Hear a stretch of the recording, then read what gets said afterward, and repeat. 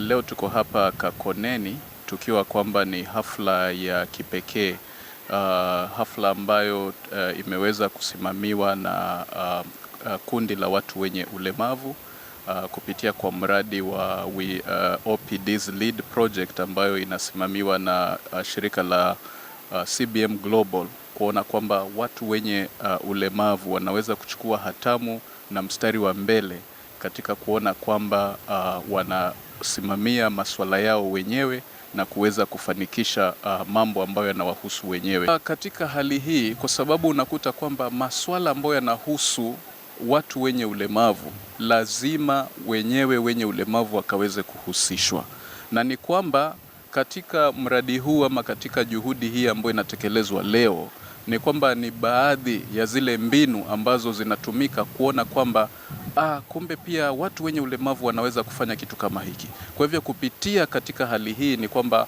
tunatarajia kwamba watu wengi, watoto wengi wenye ulemavu wataweza kutolewa nje, wale ambao wamefichwa, kwa sababu unakuta kwamba hawa watu pia wanaweza, na hivyo kwamba wakaweze kupewa nafasi sawa na wale wengine. Kuna mila na desturi za Mijikendas. Mtoto akizaliwa kama ana hitilafu kidogo, huwa yani watu wa Mijikenda wanasema hawa watu si wa kawaida. Kwa hivyo kuna wengine wanaficha ili asionekane amezaa mtoto ambaye ni mlemavu. Kwa hivyo inachukua sana muda mtoto ama mzazi kuelewa kwamba yule mtoto mlemavu ambaye yuko nayo ana haki ya kuishi, ana haki ya kusoma na haki ya kufanya hata kazi.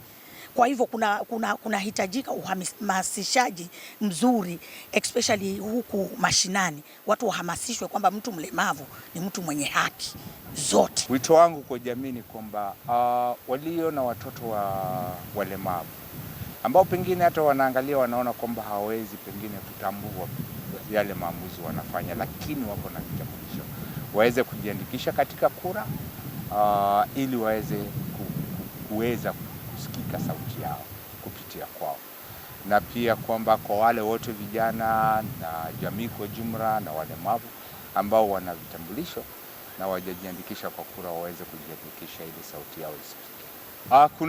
Kuna challenges za vitambulisho na sio kwa walemavu peke yao, pia kwa jamii kwa jumla, kwa sababu hata huu mradi umeongozwa na walemavu, hata kama ni sisi tunautekeleza katika ground tukifadhiliwa na CBM.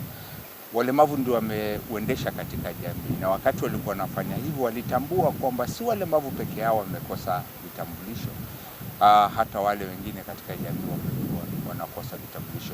Kwa hivyo jamii nzima, kuna ambao hawana ulemavu lakini hawafikii na huduma za vitambulisho, na kuna wale walemavu ambao wamekosa huduma hizo pia. Ofisa wa IEBC aweze kwenda kufanya nini? Kusajiliwa, apate nini?